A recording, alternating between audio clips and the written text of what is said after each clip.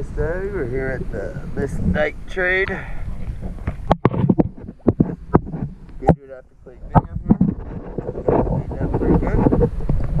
This looks a lot better, so we'll go take a look. There's no zinc on the shaft, so we'll measure that out too and find out if we got one for that. If not, next trip we'll put her on there. This is Berkman Plaza, beginning of October.